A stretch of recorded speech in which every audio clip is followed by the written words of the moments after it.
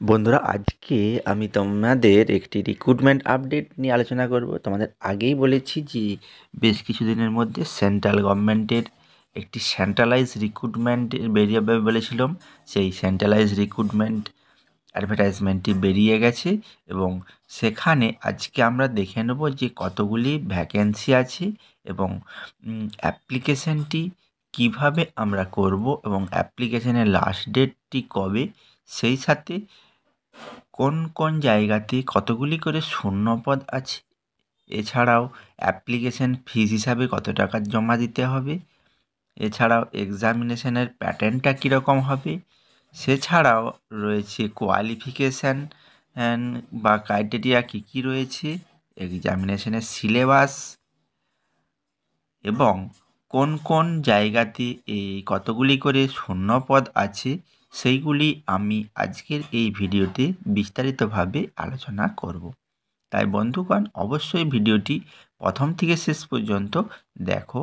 এই রিক্রুটমেন্টটি সেন্ট্রালাইজ অর্থাৎ সেন্ট্রাল গভর্নমেন্টের সেন্ট্রালাইজ রিক্রুটমেন্ট, দিল্লির বিভিন্ন জায়গায় এইমস, এছাড়াও রয়েছে আইসিএমআর, এছাড়াও ইএসআইসি, সমস্ত জায়গার সেন্ট্রালাইজ রিক্রুটমেন্টই হবে।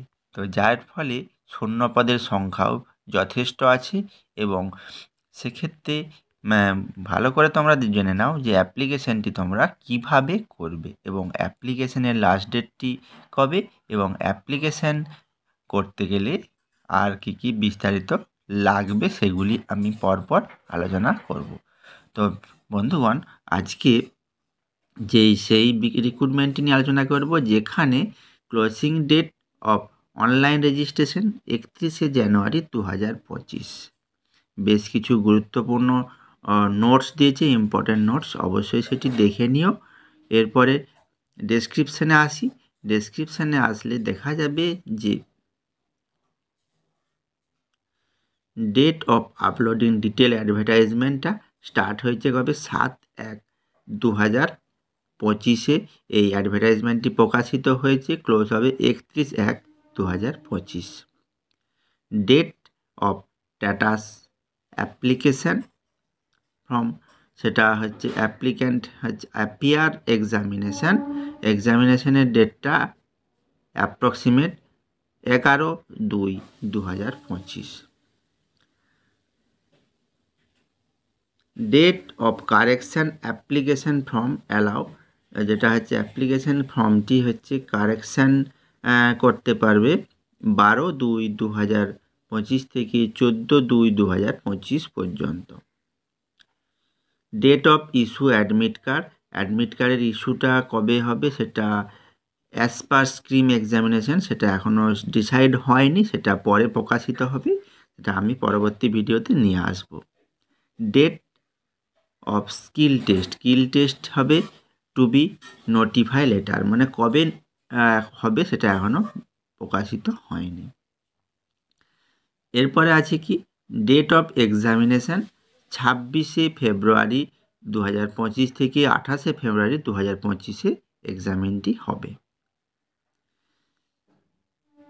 এরপরে আসছি বেশ কিছু ইম্পর্ট্যান্ট পয়েন্টগুলি এখানে পরপর দেওয়া আছে, অবশ্যই তোমরা দেখে নিও।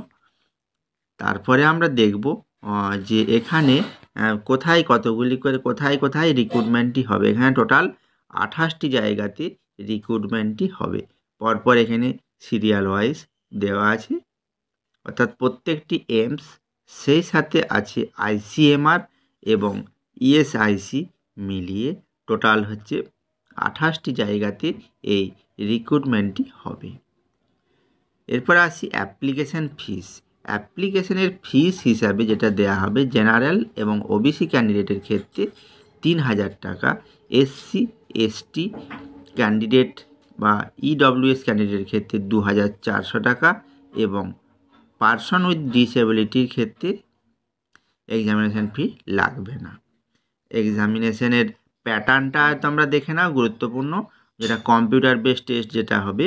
কম্পিউটার বেসড টেস্টের জন্য ডিউরেশন 90 মিনিটের জন্য 90 মিনিট ডিউরেশন, সেখানে 100টি কোশ্চেন, প্রত্যেকটি কোশ্চেনের জন্য 4 মার্কস, অর্থাৎ 400 নাম্বারের যে পরীক্ষাটি হবে, যেখানে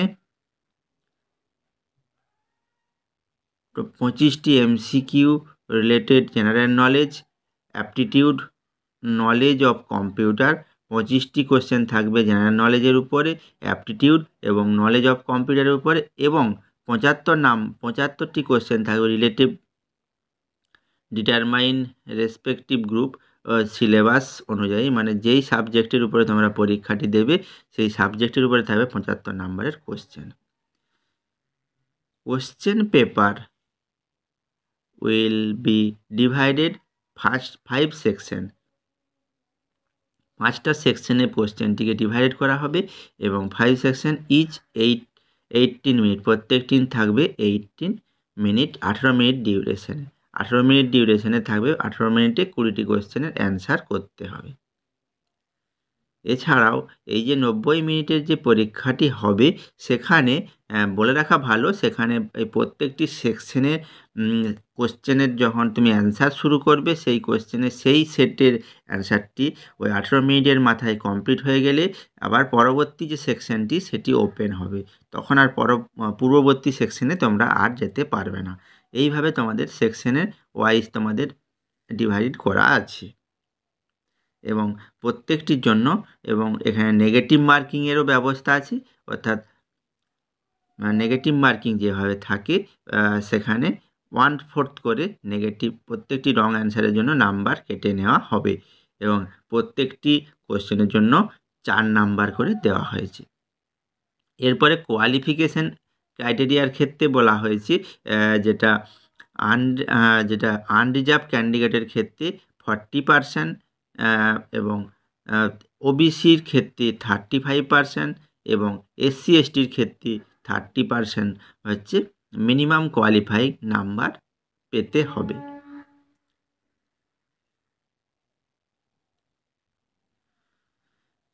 ওকে, তো এরপরে আমরা এবং এরপরে বলি এক্সাম মিডিয়াম। এক্সাম মিডিয়ামটা কেমন হবে? ইংলিশ অথবা হিন্দি মিডিয়ামে এক্সামটি হবে। এরপরে আসছি যে এক্সামের সিলেবাস যেহেতু আমরা আজকে আলোচনা করছি ল্যাব টেকনিশিয়ান বা মেডিকেল টেকনোলজিস্ট পোস্টের জন্য, সেক্ষেত্রে বলে দিই, সেক্ষেত্রে এক্সামিনেশনের জন্য ল্যাবরেটরি অ্যাটেন্ডেন্ট অথবা laboratory attendant grade 2, laboratory assistant, laboratory attendant grade 2, junior medical laboratory technologist, lab technician, medical laboratory technologist, medical lab technologist MLT, senior lab technologist, technical assistant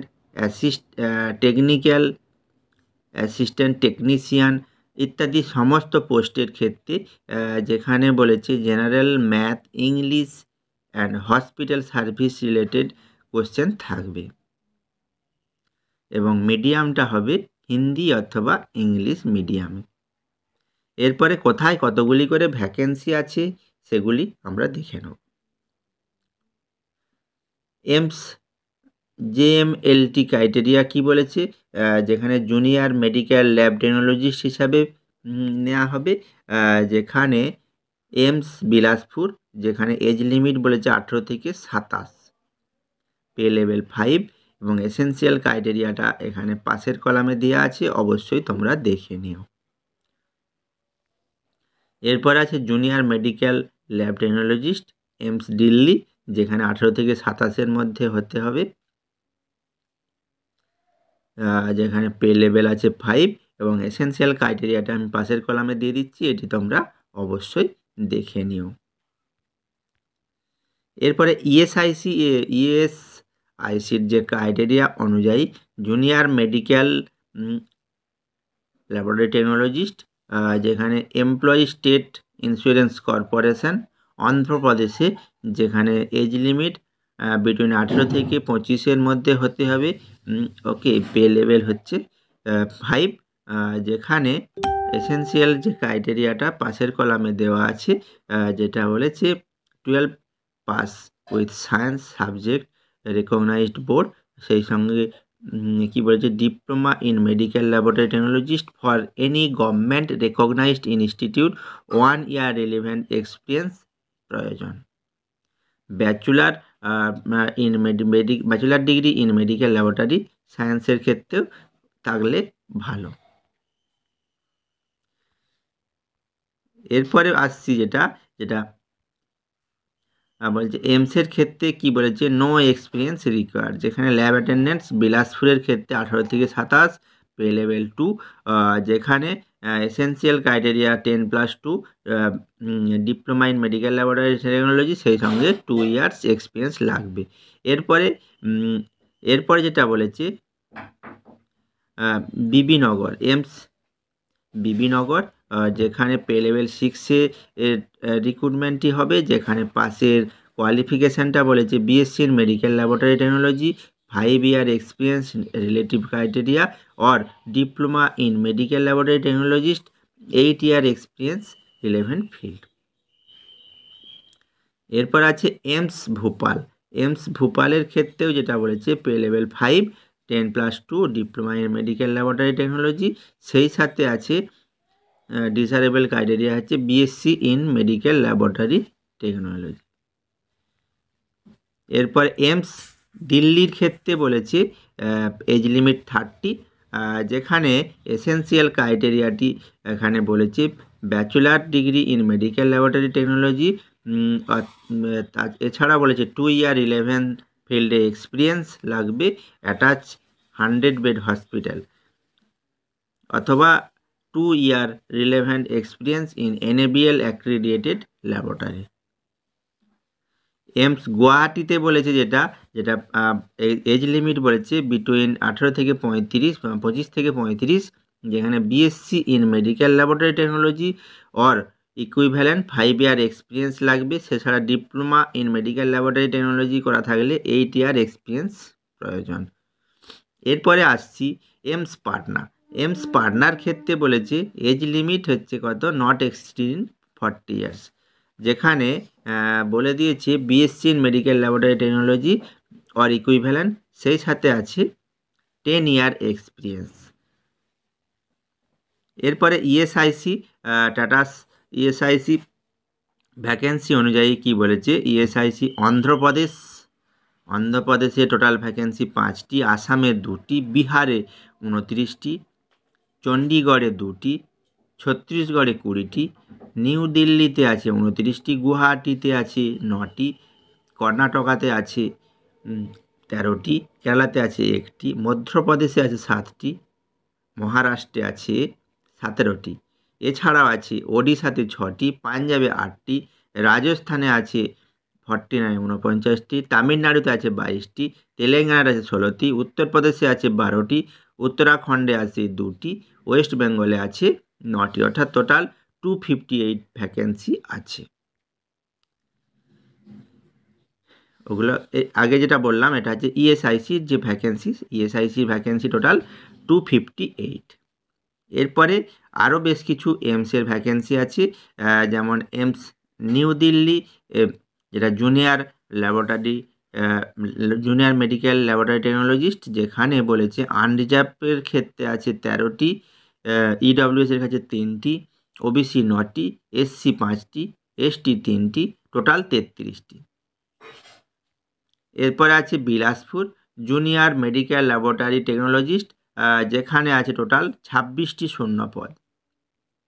এরপরে আছে medical laboratory technologist AIIMS New Delhi, যেখানে total আছে 70টি শূন্যপদ।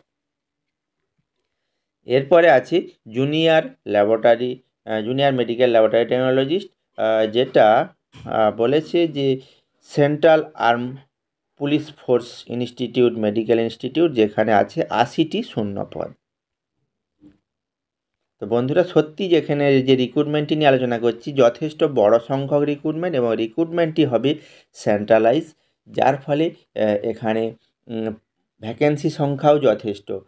একটু ভালোভাবে যদি তোমরা স্টাডি করো বা স্টাডি করে প্রিপারেশানটি নিয়ে পরীক্ষা দাও, তাহলে আশা করি তোমরা সকলেই পেয়ে যেতে পারো।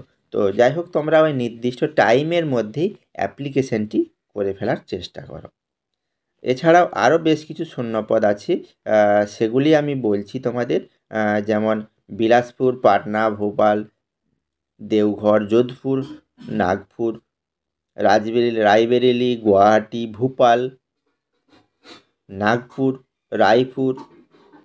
এছাড়াও আরও যে সমস্ত এইমসগুলি আছে প্রত্যেকটি জায়গাতেই শূন্যপদ যথেষ্ট পরিমাণ আছে। তো আজকে সেই রকমই এই যে শূন্যপদগুলি নিয়ে আমরা আলোচনা করলাম, যেগুলি সবগুলিই হচ্ছে আমাদের যে মেডিকেল ল্যাবরেটরি টেকনোলজিস্টের ক্ষেত্রে 2025 সালে একটা মিরাক্কেল বলা চলে। যথেষ্ট বড় সংখ্যক রিক্রুটমেন্ট, এত বড় রিক্রুটমেন্ট একসাথে এর আগে হয়নি। ফার্স্ট টাইম এই রিক্রুটমেন্ট, সেন্ট্রালাইজ রিক্রুটমেন্টটি হচ্ছে। রিক্রুটমেন্টটি CRE অর্থাৎ সেন্ট্রাল রিক্রুটমেন্ট এক্সামিনেশনের মাধ্যমেই এই রিক্রুটমেন্টটি হবে। এখানে যে ভ্যাকেন্সিগুলি বললাম, সেই ভ্যাকেন্সিগুলি প্রত্যেকটা জায়গাতে বেশ ভালো সংখ্যকই ভ্যাকেন্সি আছে। তো এই রিক্রুটমেন্টটিতে তোমরা যদি অ্যাপ্লাই করো, অবশ্যই ওই নির্দিষ্ট ডেটের মধ্যেই অ্যাপ্লাই করে দেওয়ার চেষ্টা করো, যাতে করে তোমাদের যে এই রিক্রুটমেন্টটি তোমরা সঠিকভাবে অ্যাপ্লিকেশানটি করে ফেলতে পারো। আবারও বলি যে closing date of online registration 31শে জানুয়ারি 2025। 31শে জানুয়ারি 2025-এর মধ্যেই তোমরা এই অ্যাপ্লিকেশানটি করে দিও। এবং এই অ্যাপ্লিকেশানটি বর্তমানে চলছে। অ্যাপ্লিকেশানের প্রসেস এবং অ্যাপ্লিকেশানের যে ইম্পর্ট্যান্ট যে সমস্ত নোটস, সেই সবগুলো সব তোমাদের দিলাম। তোমরা অবশ্যই তা অ্যাপ্লাই করে দিও।